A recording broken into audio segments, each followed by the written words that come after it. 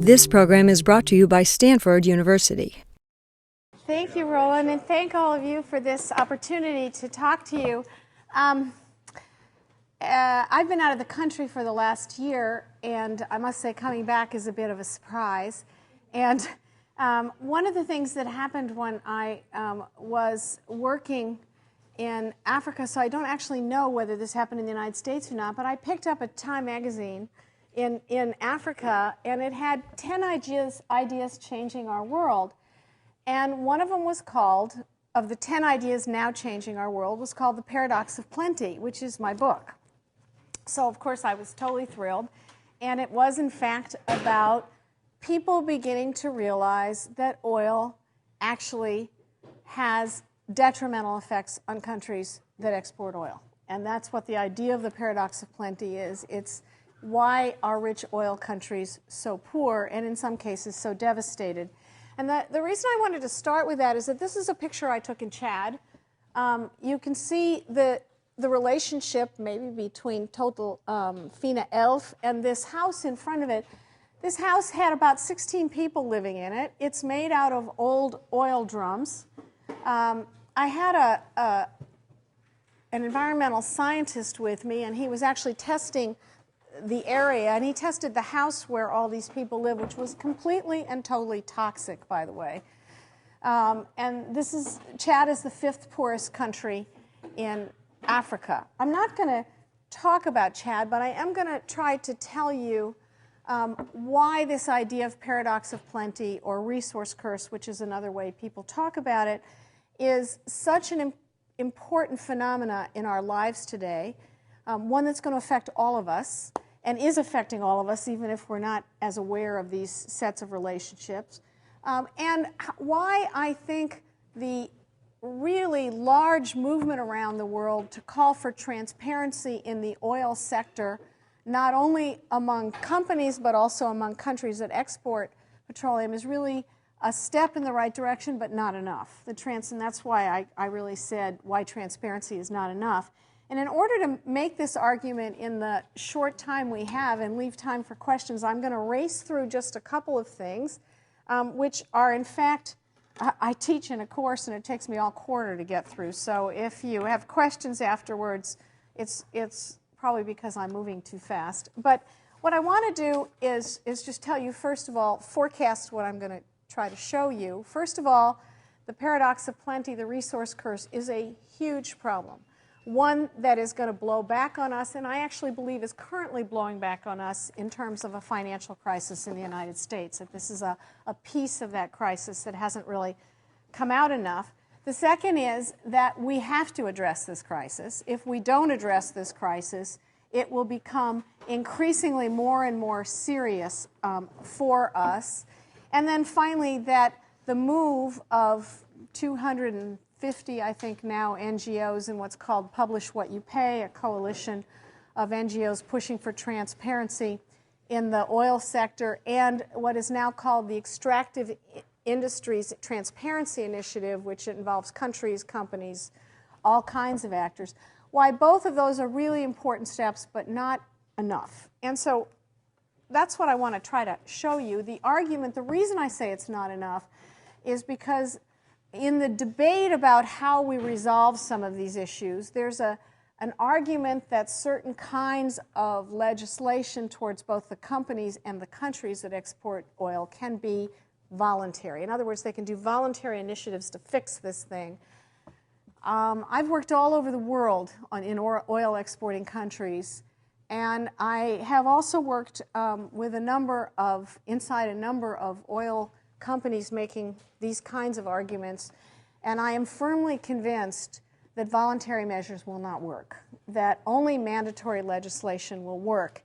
And for those of you who are interested in the issue of policy and legislation, there's a hearing today that occurred in the House of Representatives. There's been 20 new bills around transparency and oil, some of which are moving very fast and getting very far. One's gotten through the House and is now in the Senate.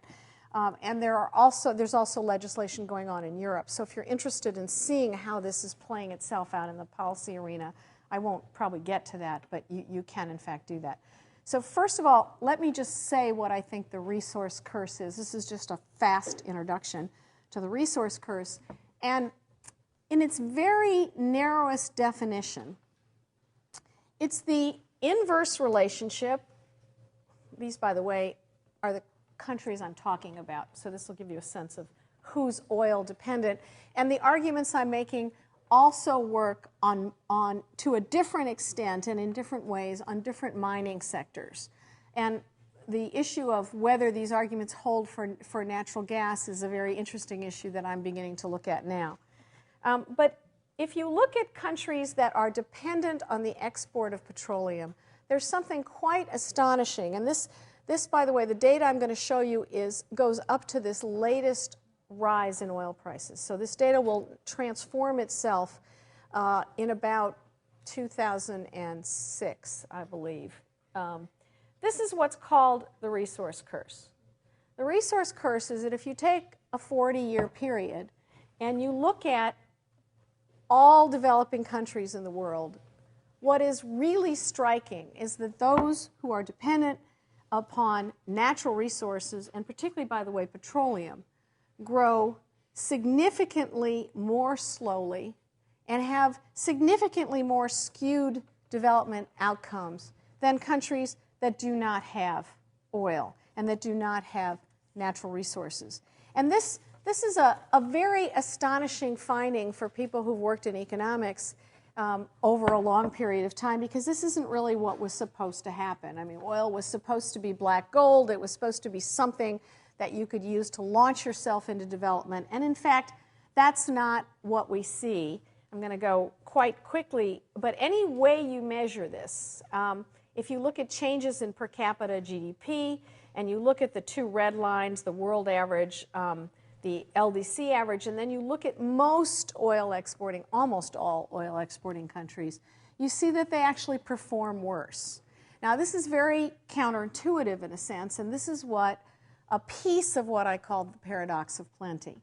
The net result of this, and again, without explaining why it all happens, is that you get a surprisingly poor quality of life in oil exporting countries themselves. They have unusually high poverty rates. Their infant mortality rates are generally quite bad. They don't have educational and healthcare systems. Their productivity rates are extremely low in oil exporting countries. And what you see is, I won't read these slides to you, but you see that you get a surprising quality of life set of indicators that look really terrible.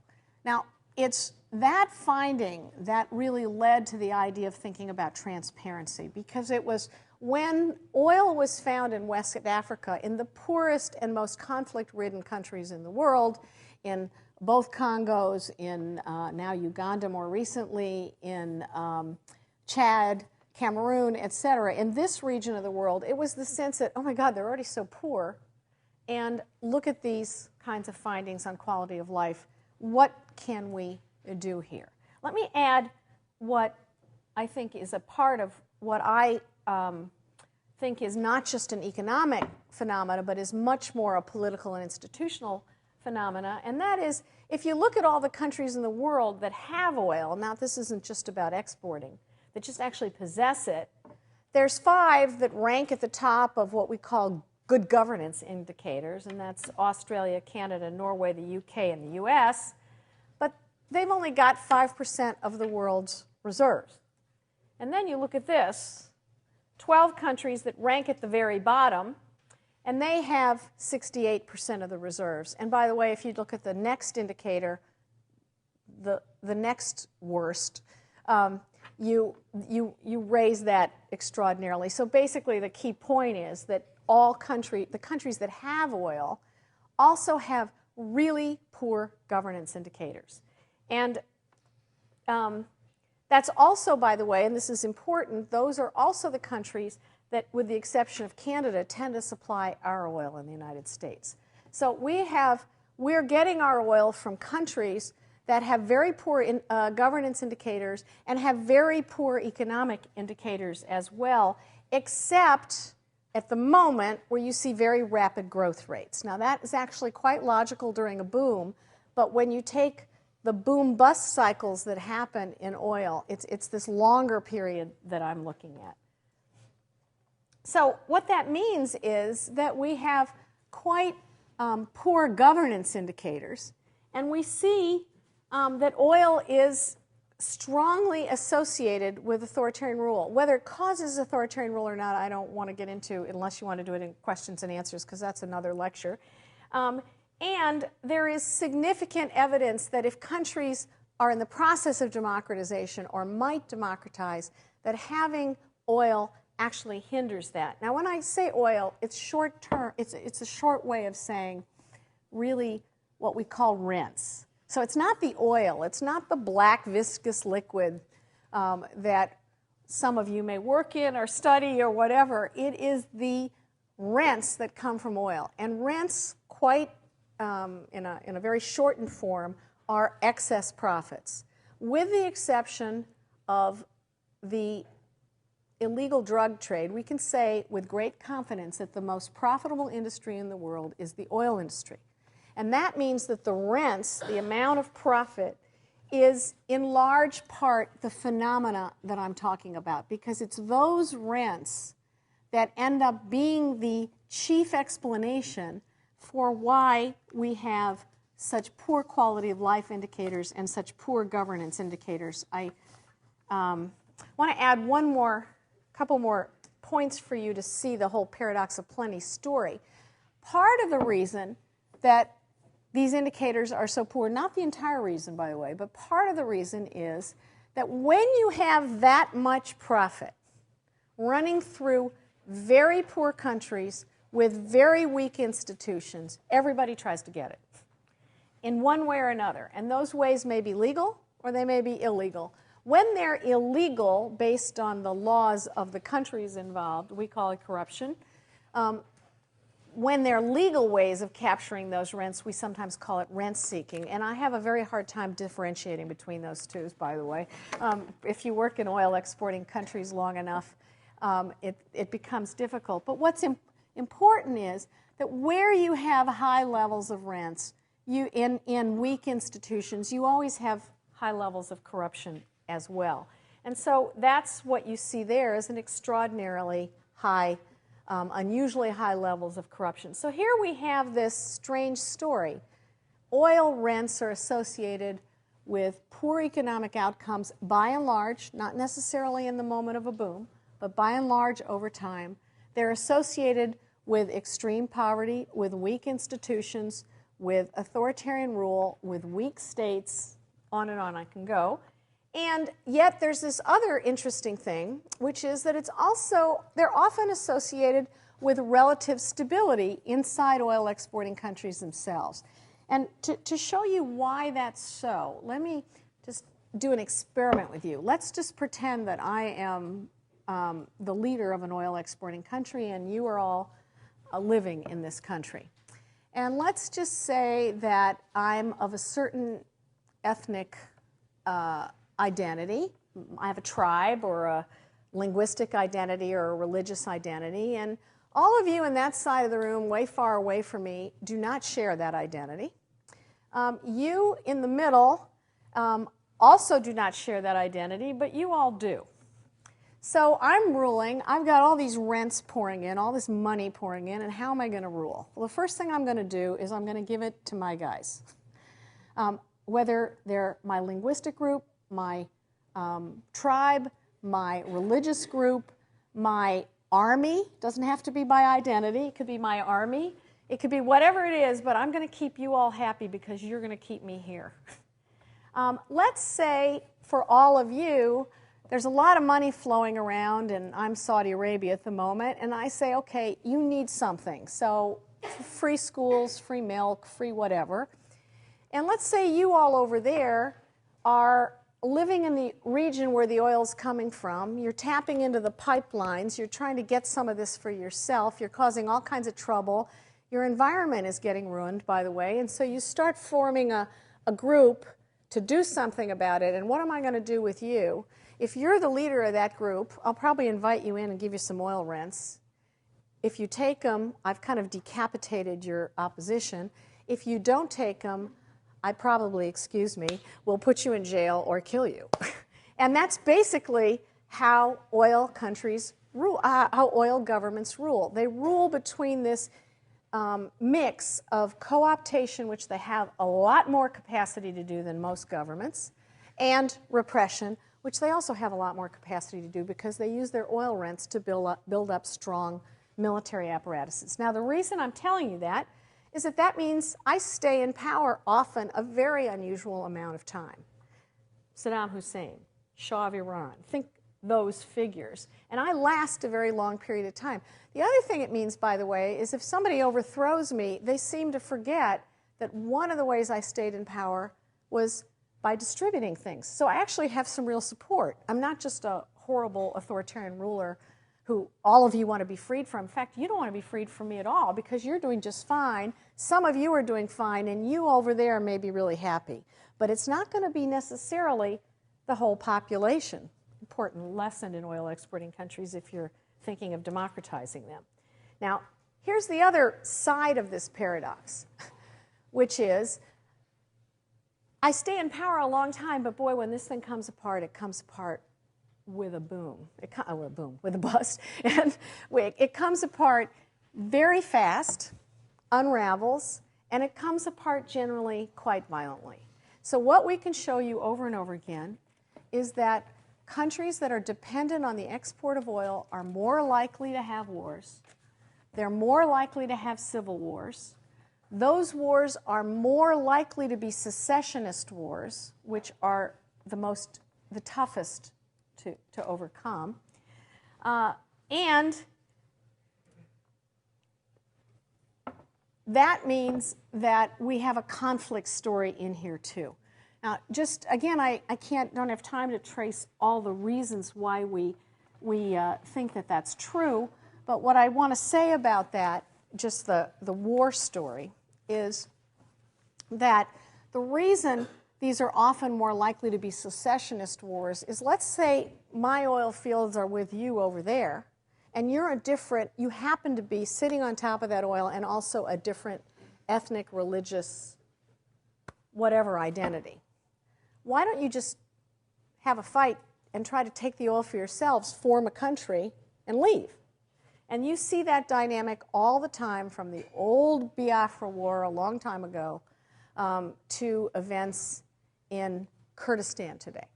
That'll give you a sense of what's bubbling underneath some of these things. So, okay, that's the problem. Why does transparency matter so much? Because the roots of that problem are about how the state, the exporting state, me in this case, raises my revenues and how I distribute them. That's the problem. It's how I raise revenues and how I distribute them that ends up producing these really awful outcomes that I've talked to you about. For example, let me just give you a quick way to see this. If what I'm really doing is distributing revenues so I can stay in power, that's a very different logic than distributing revenues so our country can develop. They're very different logics.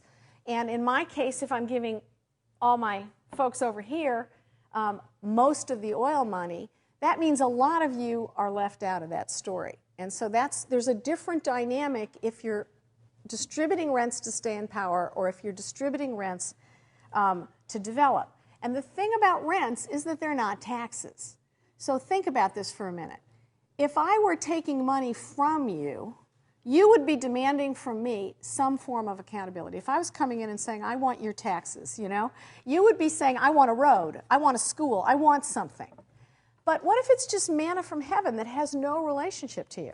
What if it's rents that I get outside the country in my bargains with oil companies and the oil sector, and it's not your taxes? So what rents do is they break the absolute essential relationship between taxation, representation, and accountability. That's an absolutely essential relationship. It's what drives efficient states, and that doesn't work. So that means that if that's not operating, what is operating? What is operating, and let me go back to me as the ruler for a minute. What is operating is, on the one hand, I'm bargaining with the international oil sector, let's say we find money, we find oil in money, we find oil in Chad. I'm going to get in a bargain with Exxon, Chevron, Shell, whomever, and say, you know, this much for you, this much for me.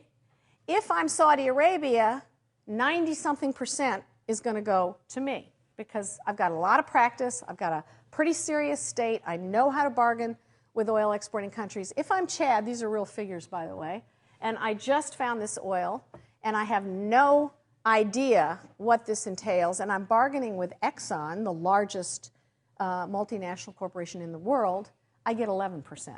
Okay? That's the difference. So there's one bargain about how much you get, companies versus countries, and there's a second bargain about how much I distribute.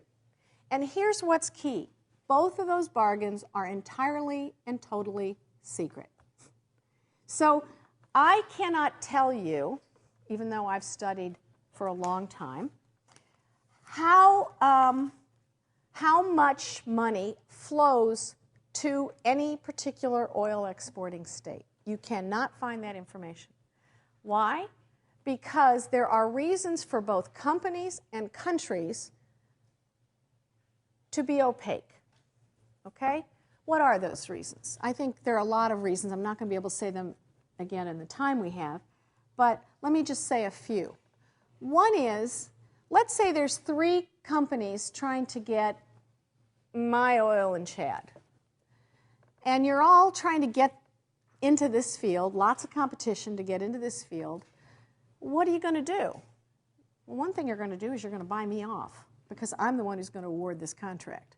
And so there are things like signing bonuses. There's all kinds of mechanisms in contracts, et cetera, which funnel resources to the state in return for favors to the companies. That's an absolute marriage, goes on all the time, opaque as can be. We have no idea of how much goes to countries. Okay, the second thing is, I spend a budget, but you, as the people who live in my country, you actually don't know. Since you don't know how much I got from the companies, you don't know if what I'm spending has any relationship to what I actually got. So that's why there are transparency movements, because we are asking in transparency to publish, for companies to have to publish what they pay foreign governments, period. And we are asking foreign governments to publish what they get and how they spend it. Very simple. None of this exists. Okay, let me talk about how serious this information deficit really is, and then I think we have questions. What time, Roland? Pardon? Okay, good. Let me talk a little bit about why this is so serious, not just for Chad or Saudi Arabia, but for us. And that is, let's go back to those terrible outcomes, and let's pretend for a moment we're in the Niger Delta, where there has been serious ongoing conflict for a long time. And if we're in the Niger Delta, and I'm saying to you, an ethnic minority in the Niger Delta, that I don't have any money to give to you, you're not going to trust me. And the reason you're not going to trust me is that you don't know how much money I actually have. You're not going to believe anything I say. If Shell says, we can't do the following things, you're not going to believe anything I say, because you see a huge corporation with lots of money telling you they don't have it. It causes a massive distrust problem to not know how much revenue is being raised and how it is being spent. Huge distrust problem. But let me get to some other problems that people are now beginning to think about. It causes a huge problem in the oil market. And the reason for this is that markets depend on transparency. They depend on some kind of ability to get information. And if you don't have that information, you have no way of judging what is actually happening in the market. So let's say, for example, I am trying to figure out whether, as an investor, I think there's a problem of what we call peak oil. Let's say I'm trying to figure out, are we running out of oil?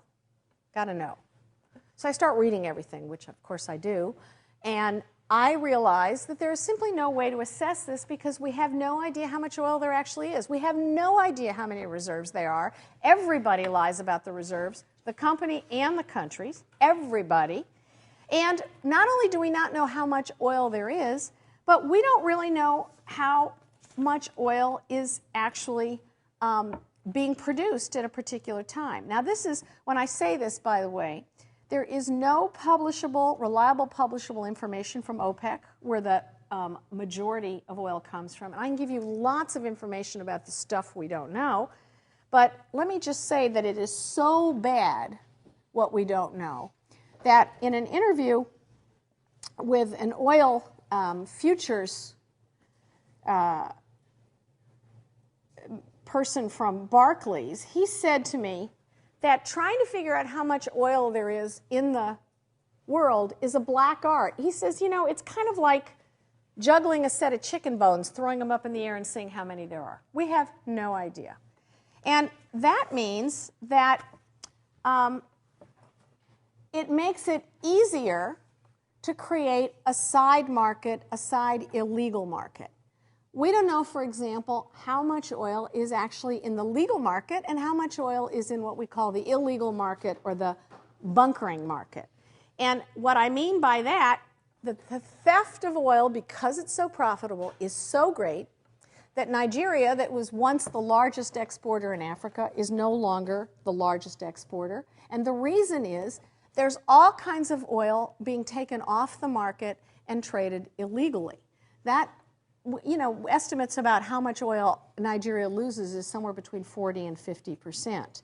In Iraq, the kind of smuggling that I've seen in Iraq, we estimate again is about 40 to 50% of the revenues. And by the way, when I talk about smuggling, I'm talking about huge super tankers coming in and illegally tapping into pipelines and going out. This isn't invisible stuff. This is very, very visible.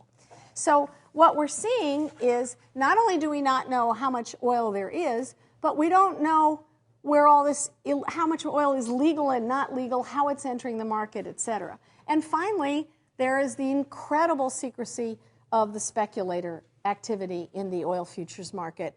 That is part of what is causing our financial crisis, even though people are really concentrating on the housing aspects. It's not just the housing aspects. Wall Street firms are the dominant force in setting oil prices. And that's because of pension monies, other things. We can talk about this in questions and answers if you like. What's really important about this is 2 years ago, the Commodities Futures Trading Commission decided to keep completely secret all the information about oil trading. So if, in fact, you're trying to figure out how much speculation is causing volatility in the markets, you actually can't figure it out. So somebody can say it is, somebody can say it isn't, and you really have a hard time. Now, why does that matter? That matters because in the year 2000, swap dealers had held 140,000 oil contracts. That was in the year 2000. Today, while we don't know exactly how many there are at least 1.8 million contracts that we don't know anything about. I mean, that's an astonishing figure. So you say, okay, so what? Secret. Let me skip this one. Here's why this matters. Let me go here. Secrecy means that markets can't function correctly. And when markets can't function correctly, they get extremely volatile. So the oil market is the most volatile market in the world. Why do we care about that? We care about that for lots of reasons, but one of them is this. If you look at that big spike right there, that's the 73 spike, and if you could see this, I'll show you another picture in a moment so you can see it better. But if you look at when prices in modern times began to get volatile, they get volatile in 73, and then that volatility speeds up enormously in 2000, which you can't quite capture here. What matters about that is that all civil wars are in that period. So the volatility of oil markets shake up the distribution patterns that I talked about. Here's gives you another sense of oil price volatility. They make it very difficult for countries and for governments to actually spend money wisely in development because they don't know what they have from year to year. So planning goes out the window. We can show that volatility hurts very substantially development outcomes in developing countries. And we can also show that this volatility is driven very much by the lack of information in the market. So let's say, for example, I say, oh my God, MEND, which is a guerrilla movement in the Niger Delta, MEND just shut down Shell's oil refinery. And that's going to, all of a sudden the prices go up. Now you don't actually know whether that took a lot of oil off the market or not, and whether that price should go up or not. So in a market that has no information, what really matters are rumors. What really matters are rumors, instability in oil exporting countries, hurricanes, you name it. So part of the volatility is driven by the secrecy. The secrecy, in turn, creates the space for a kind of rumor mongering. You get price spikes, currency changes, geopolitical fears, all this stuff mixed up together. And you get a vicious cycle between oil volatility on the one hand, volatile markets, poorer development outcomes, clearer propensities to conflict, more and more militarization, authoritarian rule, etc. So these things are all linked together. And they make it extremely difficult for an oil exporting country or government that is trying to manage this well to do that well, which is part of the reason why, in the end, we get what we call a resource curse. In the end, the lack of transparency leads not only to this volatility, but to a very serious loss of fiscal control. And if you want to see where this is happening, look in almost every oil exporter with the exception of Norway. Look at the loss of fiscal control that's going on now. Country very interesting to watch in this respect is Venezuela. So, having said that, what do you do about that? Well, one thing you do is you reduce the secrecy. Now, I don't want to overstate what this can do. This is only a step forward. And it doesn't, this entire argument doesn't even bring in the issues of climate change and other things that I know are a real focus of this course. So I'm not even bringing those in at the moment. But what a move for transparency would do is it would begin to settle this incredible speeding up volatile situation, and it would begin to show what certain agreements might look like if you were in fact looking for a more fair and more just and more efficient distribution of rents, of oil rents between companies and countries on the one hand and within countries on the other. Without that, I think we're going to be plagued by more and more scandals, by more and more stories that emerge about what the companies are doing inside oil exporting countries. And without that, I'm extremely worried about how this is going to play not only on the financial end, but on the war end as well. So why do I think it has to be mandatory? Why do I think nobody's going to actually do this voluntarily? First of all, I'll tell you a little story. Both British Petroleum and Shell, which have significantly better practices and corporate social responsibility practices and other practices than any U.S. company, these are both European-based, both of them have looked at this transparency argument. And finally, BP, due to a campaign, said, you know, here we are in Angola. There were huge thefts of oil money, billions of dollars disappearing. I mean, just astonishing in a country as poor as Angola, billions of dollars disappearing. And BP said, you know, this really is, we really do have to do something about this. And so they published for the first time their payments to the government of Angola.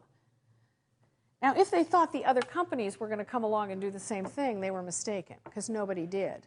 Not only that, they all started rubbing their hands with glee because the Angolan government said to BP, you publish those one more time and you're out of this country and we're going to give our contracts to Chevron, right? And so you don't want to be first in this story. Nobody wants to be first. That was a really clear lesson. Everybody saw it. And so the only way you can change this is by leveling the playing field so that everybody has to report their payments. And how do you do that? Well, there are actually a lot of mechanisms, but I'll just highlight the ones that people are concentrating on now.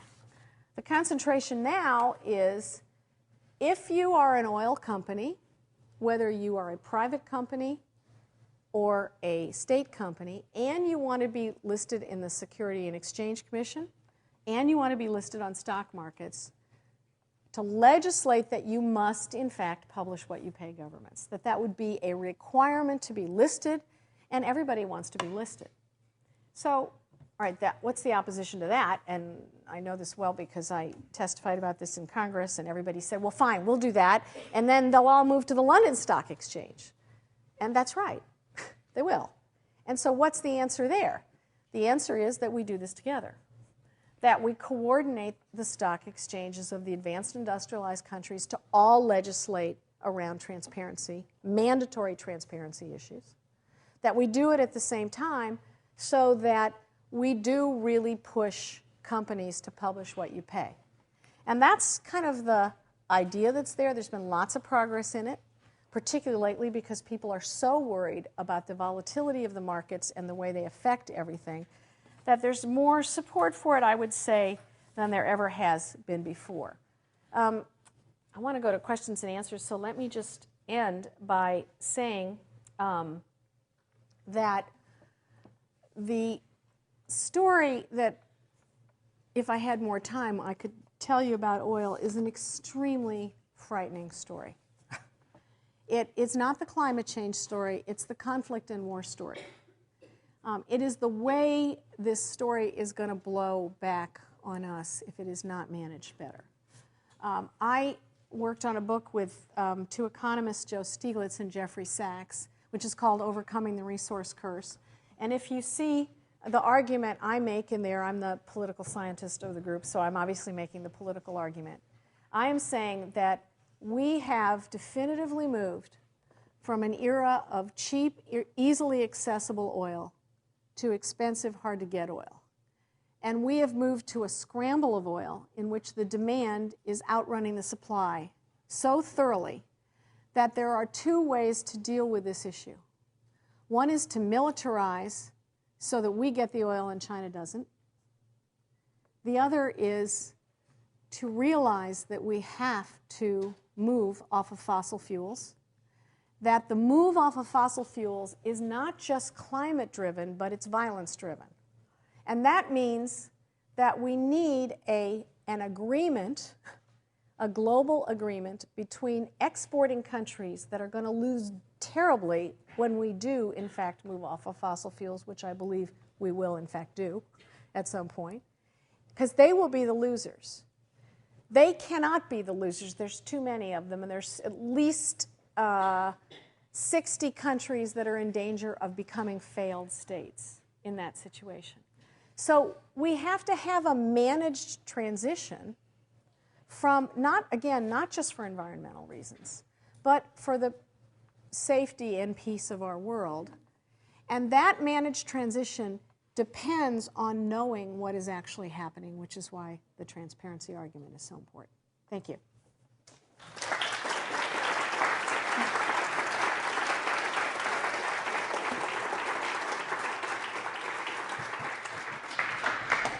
We have time for a few minutes of questions. How do the stories about what oil companies are doing in these oil exporting countries? Some of them come out, there have been just some just huge corruption scandals. And I can give you long lists of them in just about every country involving just about every company.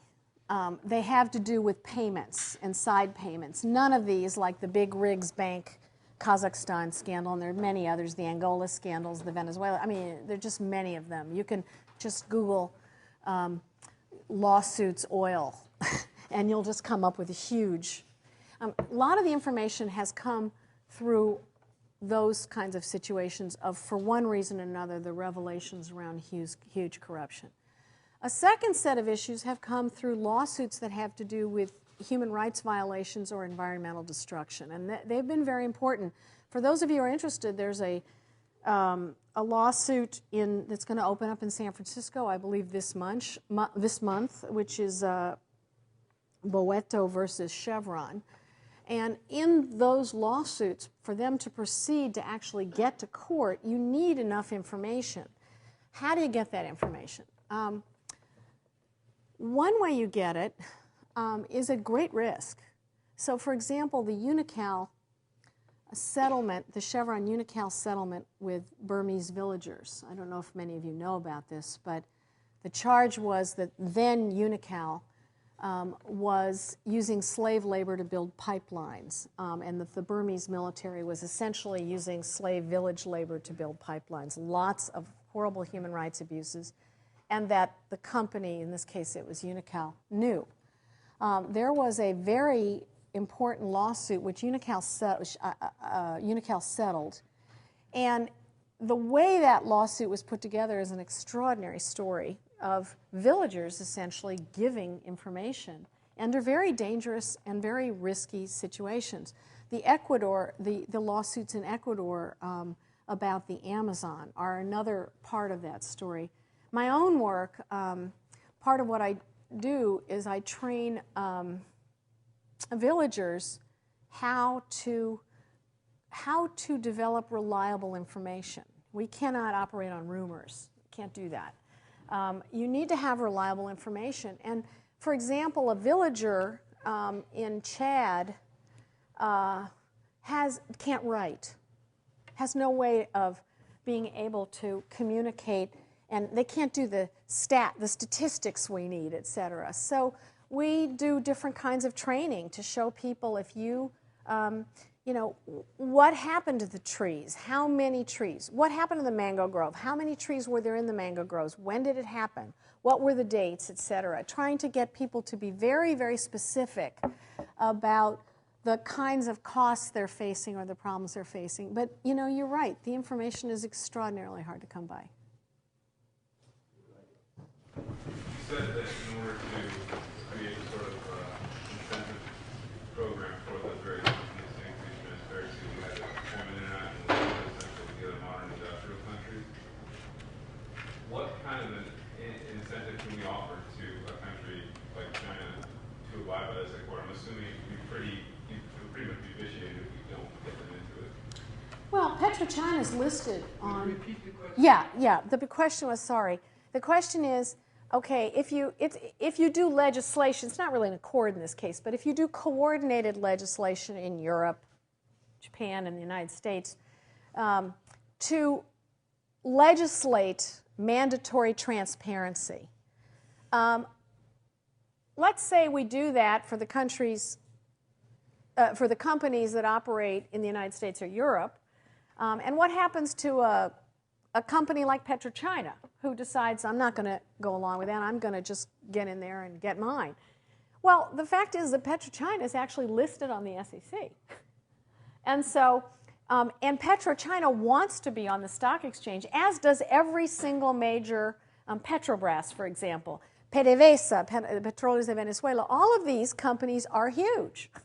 And they all want to be listed on these stock exchanges. So I do think we'll have some problems with, this is not a solution. I really see the problems, but it is the beginning of something.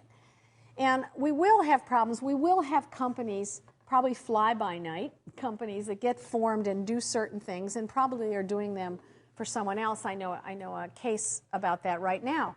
But we make it harder and harder and harder for that. And the big players, who really matter, because it's the big players that matter, they have to do this, and in that sense, it's a start. So, you know, the Malaysia companies, PetroChina, Petrobras, they're part of this story as long as they list on a major stock exchange.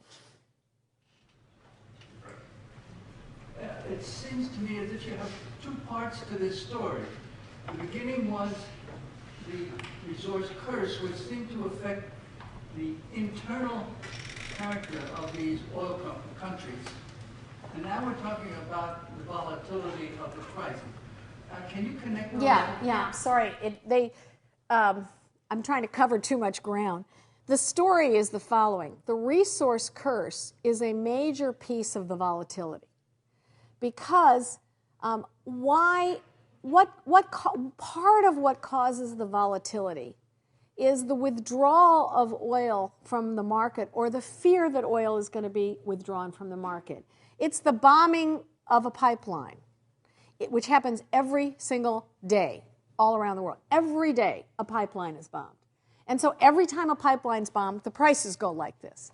It is the collapse of an oil exporter and its removal from the market, which happens often. In the case of Iraq, it happened in a big way, but it happens, we're seeing lots of oil being withdrawn from the market because of instability in Nigeria right now, okay? So that's what connects the two. The instability and poor development outcomes in oil exporting countries drives, in many ways, the market volatility. And the market volatility, in turn, makes the instability and poor development outcomes worse. It's a vicious cycle. And that's the link. Both pieces of that are, in my view, caused by the way rents are raised and distributed. And in that sense, and it's because we cannot track that. We cannot say what is right and what is not right, really, that there is, the secrecy issue is so important. So that's the connection that I see.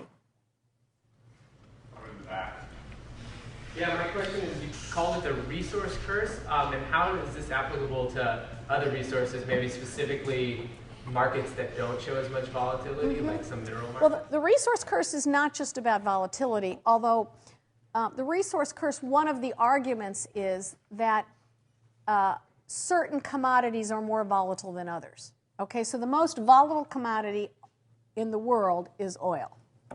And that volatility is much more exaggerated than any others. But, and it's too bad I have some good material on this that I didn't bring with me, but other resources that are extraordinarily volatile are other minerals, okay? So minerals in general tend to be more volatile than other commodities. The resource curse has kind of different pieces to it. And part of it is that the paradox of plenty is that if you're natural resource rich, you actually do less well in development than if you don't have any natural resources. The Taiwans, the four dragons, the Asian dragons we talk about, they do better. They have no resources. They have people. And that's the kind of argument that's there.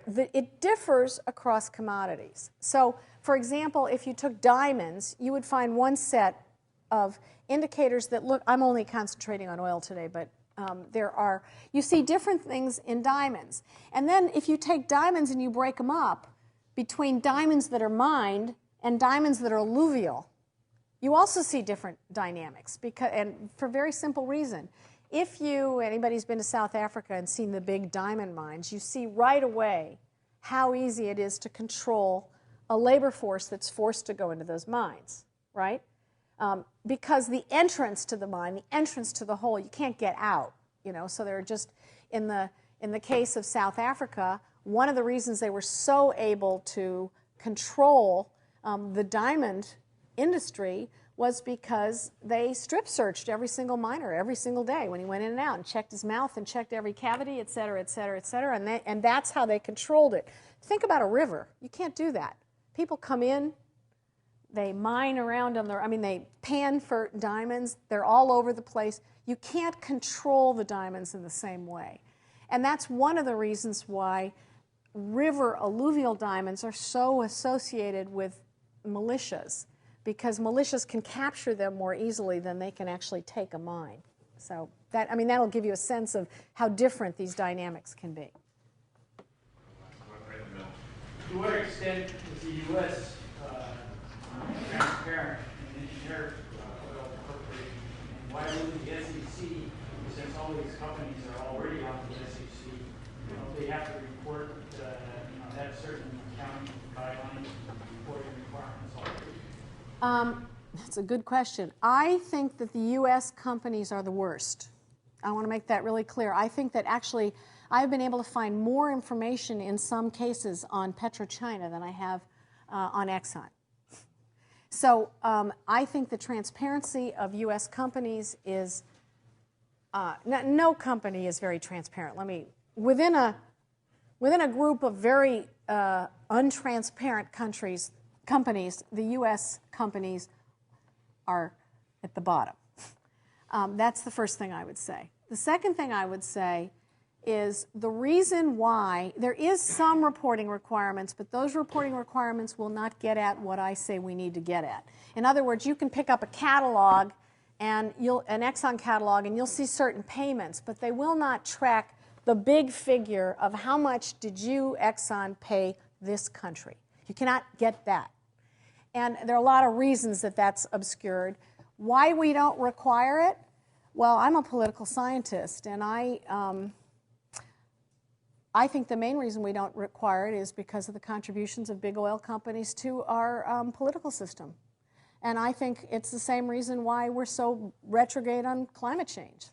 It's the capturing of influence and the way that that has made it so difficult to do any legislation. I don't think it's an accident that the only move we've ever had on legislation is when prices were through the roof and people were very upset about the cost of their gas.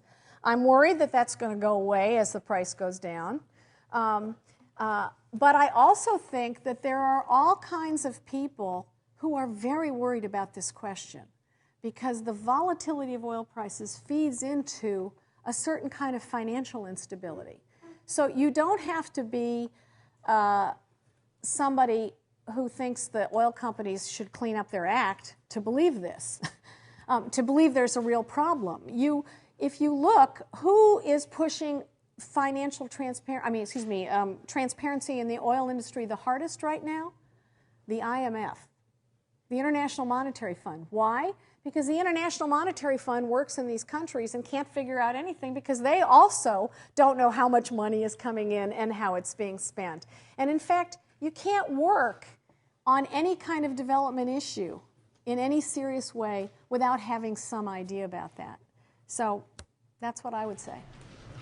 I think we'll actually close it there. I will tell you that next week the speaker will be Professor Mark Jacobson, and his seminar will be Evaluation of Proposed Energy Solutions, Climate Change, Air Pollution, and it's going to keep very good.